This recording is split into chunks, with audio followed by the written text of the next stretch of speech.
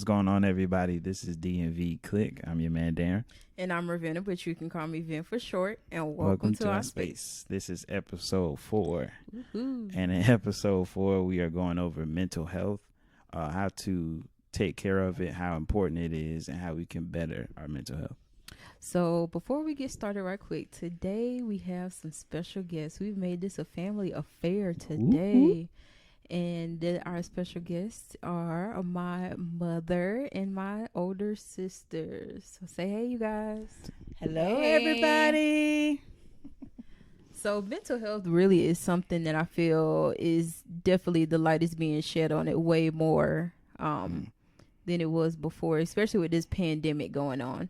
I think that now more than ever, especially because we're having to be quarantined in our own spaces, essentially not really having, I mean, we have more interaction now with people, but it's still obviously limited where you can, give hugs and, you're real limited to how you can interact with people. So I think it's definitely something that's taking a toll more on people now than ever before. So throwing this question out there, has it affected any of you all? Do you all feel like your mental health has been affected by... Oh, go ahead. I'm sorry. Go ahead. Do you think that your mental health has been affected, especially in this quarantine? All right. Before that, quick definition. Sorry. My bad. Stepping ahead. It's good. No, it's good. From mentalhealth.gov, they define mental health as the emotional, psychological, and social well-being. It affects how we think, feel, and act. It also determines how we handle stress, relate to others, and make choices. Mental health is important at every stage of your life, from childhood and adolescence throughout adulthood. Okay, so taking it back then, has anyone been affected by, do you feel like your mental health has been affected, or want to shed any light on the subject of first how it's affecting us? Well, yeah, I will definitely say it has affected my mental health, being quarantined and not having to be around everybody. I'm typically a homebody lately anyway, but, usually you have the option of being able to go out and interact with people. So now it's kind of like you're forced to stay inside, even though it seems that most people have started going back out. That's the thing in and of itself too, because now we've had months to kind of stew in our own thoughts, and you see what's going on with coronavirus and see all of the deaths and all of the people that have been affected, even down to the president. It's like, I'm scared to go out because, well, I'm not personally scared at this moment, but some people have thoughts of being scared to even go out and interact because even, who knows how long this is going to last. And then even after that, it's like the residue of, is it safe for me to go out? You kind of start getting a little bit paranoid, and that takes a toll on your mental health too. So I will say at first I was kind of paranoid. It was at one point I was okay. And then next thing I started hearing about people, dying, and I was like, yeah, I spent, all night kind of thinking about it. I didn't realize how much it affected me, but it did. It heavily impacted my ability to sleep. I've experienced a lot of anxiety, when you have nothing but time to sit at home. And even if you do have things to do, like, I own my business. So it's like I have clients and I have constant project work, or projects to do. But just being at home, you still, even I experience a lot of boredom, and I experience a lot of time and I'm just sitting there. There's no separation of home and work. There's no balance. So that in itself, it causes me to go stir crazy. And I know even last week I was just sitting up there looking at the ceiling like for at least 4 hours one day, like just thinking about life, like what's going on. So it's definitely affected my mental health. And especially going back a little bit to what you were saying, how with the pandemic, especially, it definitely was causing anxiety. I know for me at first, because all you hear is like the horror stories, like such and such died. Oh, it's been 50,000 cases of COVID, millions are hospitalized, and it's like, oh my gosh. like every little tingle in your throat. Oh Lord, it's here. It's here. Now you got anxiety. Now you got anxiety thinking you got coronavirus and you just got dust in your throat. So allergy. Yeah. Right. So I definitely see where you're coming from on that. For me, I can say it's been a positive thing and a negative thing. To piggyback on what Lizette is saying, I've had my moments where sometimes I was literally afraid to go out and be around people because I'm a person that likes to talk to people and stuff. So naturally that bothered me because I'm a touchy. I want to hug and stuff. And, to see that I can't, it kind of bothered me. But I just want to say I'll be glad when this is over because I'm tired of wearing these masks. I really am, to be truthful, but the positive part is it has me praying more. I am more cautious of things, I'm more discerning, and I'm very prayerful, because you got to stay prayed up. Yes. You really do have to stay prayed up. Mm-hmm. And I'm going to keep saying that because I want somebody to catch this. Stay prayed up, But it also, it has me, caused me to focus on dreams and stuff and things that I want to do. If I had been going out a whole lot and stuff, I probably wouldn't have taken the time to think about, the dreams that I once had. So it's that, in that sense, it has me motivated again, thinking of things to do, So I said that's my positive part and my negative. I will say that one thing I notice is, well, I think we all know that the media has a lot of control because they basically relay the news and they're the ones who spin the narrative. And sometimes we catch ourselves as people in general, especially like the Black community, they kind of spin the narrative and, kind of, as to what story is going on and what we're talking about on social media and in general, especially with everything that's been going on as far as the racial climate. And that's one thing I know for sure I've had to cut off at times is social media, media in general, because just looking at it all day, listening to it all day, you can't help but encounter media, whether you're listening to the radio or listening to a podcast or listening to, or looking at what's on Facebook and Instagram. It's constant people talking about what's going on, what's happening. So I don't even watch the news because I know that whatever is going on, I'm probably going to see it on Facebook first. And the news is just so repetitive. For one, they don't report objective facts. Everything is about capitalism. So it's always based on what somebody wants to report or what narrative they want going out there. So it kind of is a downer because they always report the same thing. You kind of know what's going to happen on the news. By the time the first 30 seconds is over, it's like I know I'm going to be depressed. Mm-hmm. So I limit my interaction with media because I know that triggers anxiety in me because I'm seeing the death toll. I was just thinking the other day about how I think they said we have 1 million cases worldwide of coronavirus of people who have died, and 20% of that is the U.S., 200,000. So I was just sitting there thinking oh my goodness, I saw that and it sent me into a tailspin. So I was like, oh no, that I have to cut it off, log off my social media. I done deleted apps and everything. That's one of my big triggers when it comes to mental health, is making sure that I control what comes into my spirit and contact with my spirit, through my eye gate, my ears.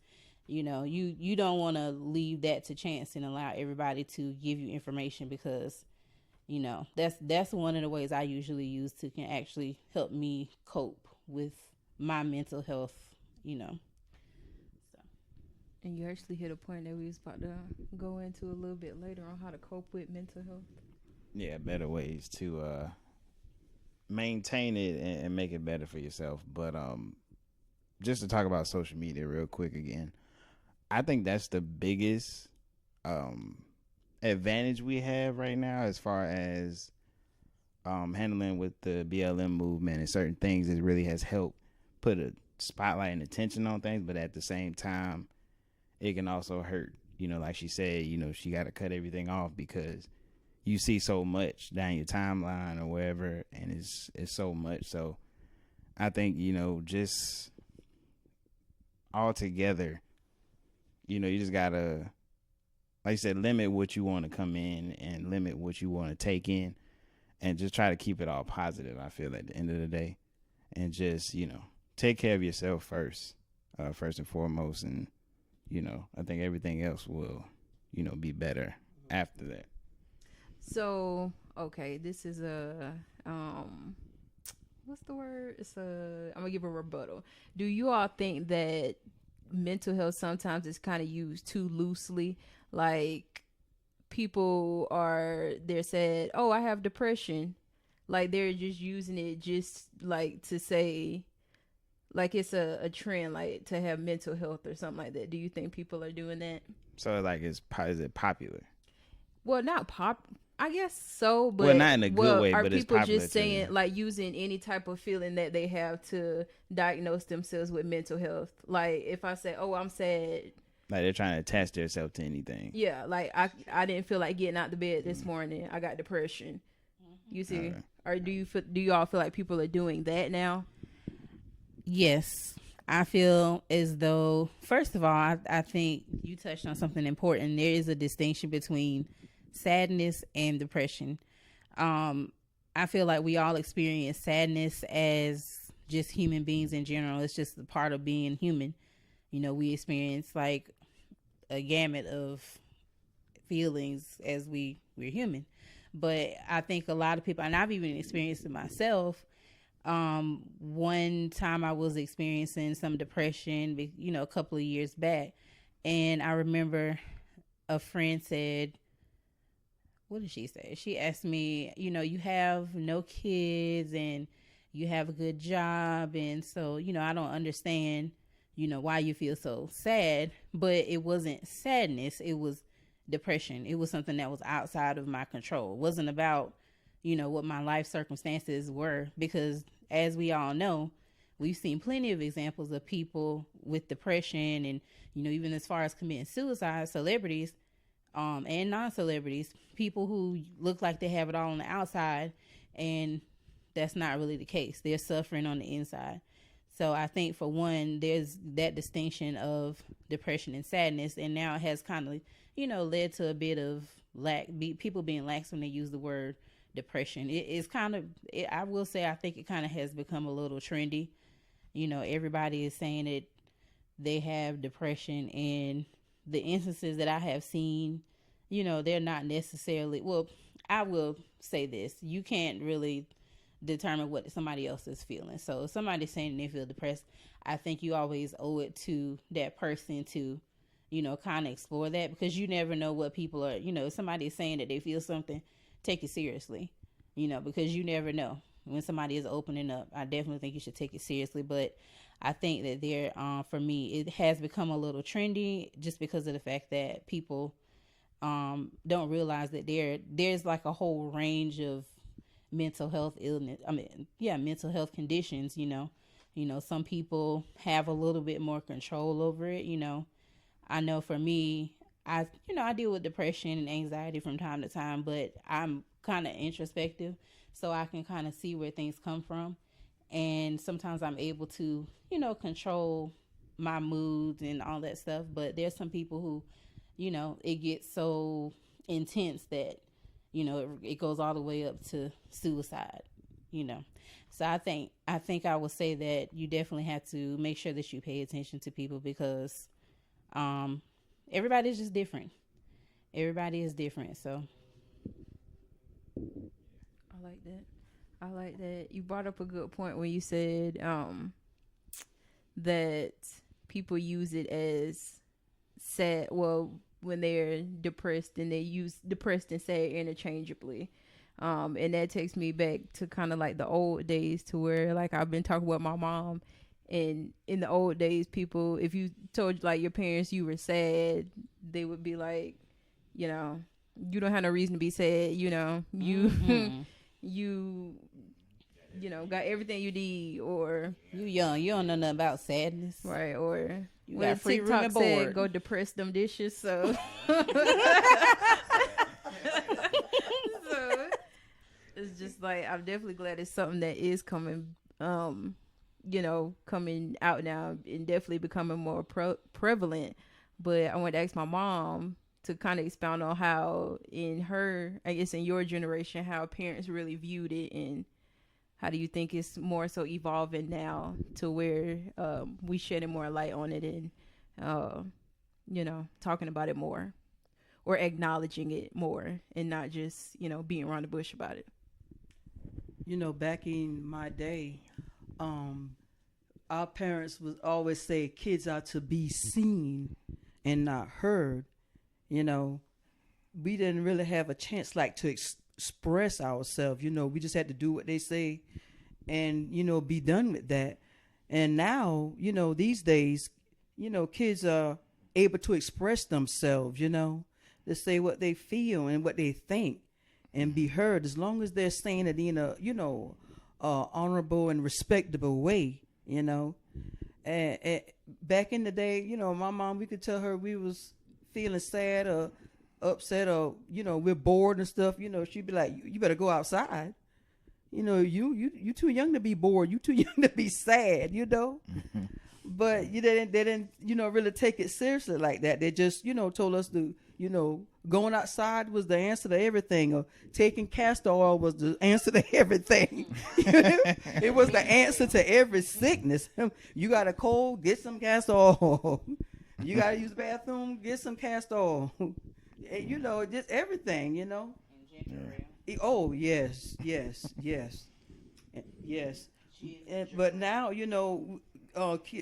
kids are able to express themselves and be heard and stuff, Mm-hmm. But at the same time, you're still seeing more kids kill themselves now, suicide, Yeah. Back in the day, we didn't hear of a lot of things like that. Suicide was a big, thing back then. You didn't hear of nobody doing that, and you didn't really, nobody wanted, wanted to know that you even did that, somebody's, killed themselves, We just suffered in silence, and that surely wasn't a good thing, because little do you know, that really is messing the insides of you up. You don't know that, but when you hold all that stuff inside of you, that definitely is not only causing diseases, but it's causing a lot of diseases, causing us not to be able to express ourselves, causing us not to be able to, a lot of people are so busy trying to impress folks and be other folks and not be themselves and stuff. Self-care, self-love is so very important right now. It is. It is important to love yourself, because you cannot love anybody else if you do not love yourself. How can you take care of somebody else if you don't love you? It's very important to love yourself. It's very important to take yourself to the movies, or take yourself out. Take yourself to Olive Garden. Take yourself to a play. There's nothing wrong with that. There is no shame in that. I know I do it a lot. I take care of Pam. I sure do. I didn't always do that, but I started learning to, because I realized taking care of others, I started getting high blood pressure and hypothyroidism and stuff, and it didn't feel good being like that. It really didn't. It was like I lost sight of me, but now that's a different story. I'm learning to take care of Pam. I'm learning to love Pam and find out what Pam is all about. And that's what you all should do too. Find out what you are all about. Have a better relationship with God. Let him tell you and love on you, show you what you're supposed to be doing in your lane. That's so very important, because you cannot do nothing for anybody else if you don't do it for you. And if you don't love you, why would you expect anybody else to? Why? Why would you expect anybody else to be around? If you don't be your own company, if you can't deal with yourself, being by yourself, why would you expect somebody else to enjoy your company? I enjoy being around me. Sometimes I dance in my room. I sure do. And I enjoy it. I enjoy Pam. If nobody else does, I enjoy Pam. I enjoy Pam as well. Yes, boo. Yeah, Mom, we enjoy you too, girl. We enjoy you too. Y'all hear how they say that, right? I think something you said was really important, and that's to piggyback on social media. I noticed that I won't say that there's more suicide, because who knows what was going on that we just didn't know about. But now we have more channels to broadcast that information. You know, you got the news, you got Facebook and Instagram and stuff. So we hear about that stuff all the time, because, you know, not only is it being broadcast on the news, we are all talking about it. We are newscasters now, so to speak. And, you know, that says something about the advancement of technology too. As new generations come along, it's like your generation didn't necessarily have that type of technology where, you know, you can say something right now and 1 second later the whole world can hear it. You know, it took some time. So with newer generations, like my generation, I'm a millennial, so we were probably the last ones to be able to experience the old way of life and the new way of life, you know, with technology. But now social media is kind of like something that's newfangled. I mean, it's been around for 10 plus years or so, but there's no set of instructions. Nobody has ever really encountered it like this before. So, you know, with everything that's good, that was intended for something good, there's always a con. It's just like, you know, if you get a hammer can be good because it can help you build a house to, you know, for somebody that's homeless. But you can also use a hammer and kill somebody. So just it's an extreme example, but right, exactly, and that doesn't hurt. But it's just an example of how something, no matter how good it was intended to be, it could be used for evil. And we all see that social media is used for evil all the time. People come on and everybody has an opinion, so it's like everybody feels like their opinion has to be heard, and nobody is really there to help these new kids like learn how to deal with that, learn how to cope. You know, they're just kind of figuring it out themselves, because for one, they're growing up with the social media. They're teaching their parents how to use it. You know, help me set up my Facebook account, my Instagram account, and my TikTok. You know, they showing them how to, they don't have an instruction manual or people who've experienced before, you know, social media, and can tell them, because every time something new or new platform comes along, there's something new that we can do with it. So it's just kind of developing quicker than we can actually deal with it.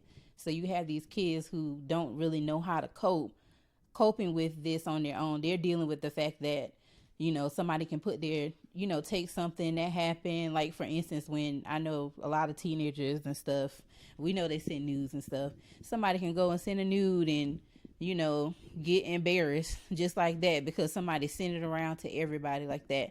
Then next thing you know, somebody committed suicide because they didn't know how to deal with it. So it's like as social media advances, it's kind of hard for the kids to deal with it. It's kind of overwhelmed. So that leads to a lot of mental health issues too. You know, that's the downside of technology. Unfortunately, we have the ability and the capacity to do so many great things, but you know, who is out there teaching these kids how to deal with the influx of opinions that comes from anything that you put online? Because everybody's opinion got to be heard. Pretty much, if you put it out there, somebody gonna come and say something. You know, somebody gonna screenshot it. I don't care if you deleted it, it ain't never really gone. They're gonna bring it back up. You know, then there's cancel culture, and so that, you know, it's just so much going on online. Like, I was just looking at my Facebook today, and I was just like, who y'all canceling now? Dang, is the whole black community canceled? Like, we all canceled? What's going on? But, you know, that's tough to deal with that if you're a kid, you know. Yeah. That cancel culture is a podcast it's brutal within itself. That's brutal. So, certain ways, as you said, coping. A few ways to cope. Got a few examples. Socialize, I think, is the number one, the biggest. Due to corona and quarantining and social distancing, people not being able to socialize like they normally do can form a type of depression or can form depression for you. So I think just socializing with family and close friends and just reaching out to them and try to build you a strong support system. I think, just trying to just ask them how their day going, see, how their week going, if they're working, if they're staying safe, sanitizing, whatever. So I think that's, yeah, you big on that. Go ahead, throw that in there, then. Staying safe. Yeah, so, just some of the simplest things at the same time is the easiest and most effective.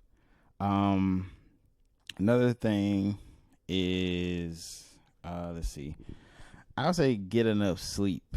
I know a lot of us are, personally myself, I know sometimes up all night on social media, up all night on, YouTube or something. So I think, getting enough sleep. I know they say, 8 hours, but I think, just try to get enough, as much sleep as you can. Because I wouldn't say I get 8, but I do get enough to where, I feel better. And mentally, I feel positive. I feel good about the day. And that's how I go about treating the day. And I, what you put out is what you receive. So I get that back when I'm feeling good and, being positive. Another one is find a hobby like this. I initially wanted to do a blog, which I feel I still would do, but speaking with you guys and talking and having a podcast, I think has been a hobby that I found during this quarantine and everything that really is fun and something that I love to do. And, you spend time constantly doing this and, it brings joy, it brings happiness, and it's something that I feel can help me keep going and just help me be positive in another way to, stay positive and be well. And another one is learn your triggers. Basically saying, if you know your triggers and what triggers your depression, you can stay away from it and learn how to better cope with those situations. So if for example, if as soon as you tell somebody something, they're going to go straight to the negatives, then stop telling them. Tell it to yourself or just write it down or just look up, examples or, just do it for yourself and, teach yourself. Don't always tell people. If going a certain way is going to be traffic, stop going that way, try to find another way. Just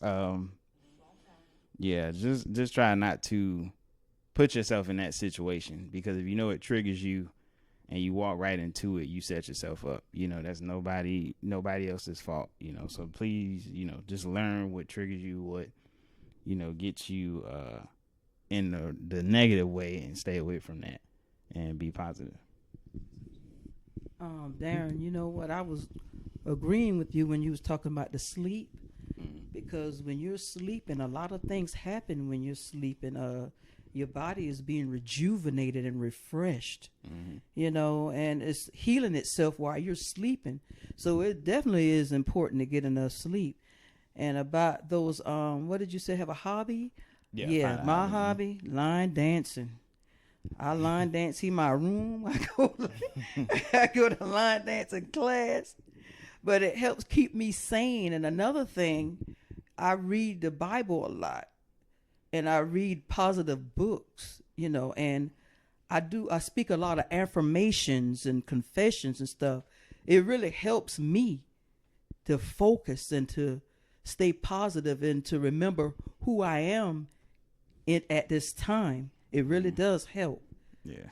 It really does. And one more. To go with the triggers, as I was saying earlier, write down things. Keep a journal. That's one thing that I have. Yes, that's important. I have journals too. Very, very important. Everything. We know your mental health good. Yeah, I just got myself one of those. Haven't started writing yet, but a journal, it doesn't only let you air out your frustration, but it also lets you track your progress. Amen. So when when you get to a certain point and you feel better in your life, you can go back and see how far you came. I used to have a quote, but I don't want to butcher it. But it went in the lines of people worry about how far they have to go instead of looking back how far they came from. I know I'm messing it up, but it's They get it. They get thank it. you, thank you. Karen. It was along that line, and that's something that I still go by today. A quick example for me personally is that I'm in school right now, and I had to sit out a few years. And personally for me, it was tough because I was going to do my 4 years, but I had to sit out a couple years. So me looking at how far I had to go, it kind of made me feel upset. Made me feel sad that I had to go through all this again. But instead of worrying about not finishing or worrying about what's going to happen, I instead looked at how far I came. I was able to transfer. I was able to pay myself back into a new school, and now I'm on the road to finishing. So instead of me worrying about, I gotta redo these years, I look back at where I came from and not giving up. So yeah, so keeping the journal, just air out everything and keep track of your progress, because if nobody else is going to motivate you, you'll motivate yourself. So I have something to add. Not sure if he said this. I don't remember hearing it, but I would say one thing that is a good coping skill is learning to be present and be in the moment. Going with the flow, because sometimes you do, just like Darren said, you do have expectations of your life. And let me speak to everybody, but at the same time, let me speak to like the way younger listeners. Life is not going to go any way, shape, or form how you planned it to. Let's just be clear. It's not, you think life is a linear path and you just go from A to Z, but sometimes you go from A to X, then you come back to D, and then you go to F, and then you come back to A, and then you go to negative A. Well, there ain't no negative A, but you know what I'm saying. Life is just not a linear path. So if you continue to have expectations and you're so strict about how you want your life to go, then you're definitely going to get disappointed, and it's going to knock you down. You're going to lament about life should have went like this, what if I did this, or what if I did that, and not saying not to have life planned, but have goals, set goals, definitely use that journal so that you can track your progress, and make sure you write down your goals so that you can achieve them, but be flexible about how you get to them. You can set a goal and have a strategy versus a plan. A strategy is something more, loose. You can decide like the types of things that you can do to get to your goal. But if you have a plan, by definition, that's a little bit more strict. You have outlined every single thing. I'm going to do A, B, C, D. Just make sure that you leave some room for change.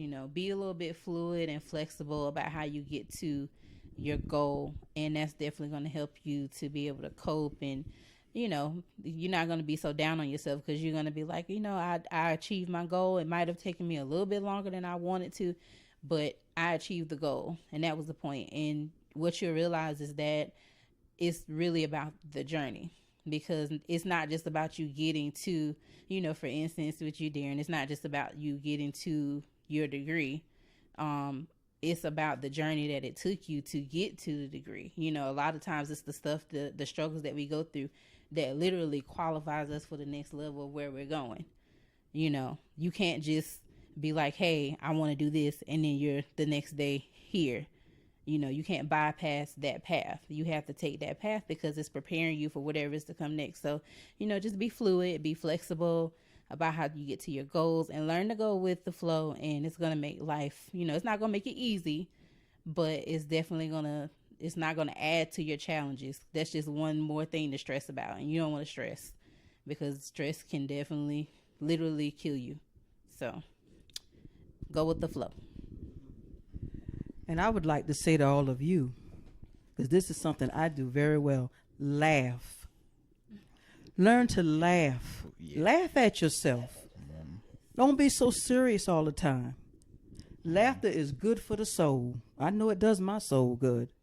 Mine And too. once you laugh, get back up and start again. Don't just be a spectator in your life. Get in the game and win on purpose.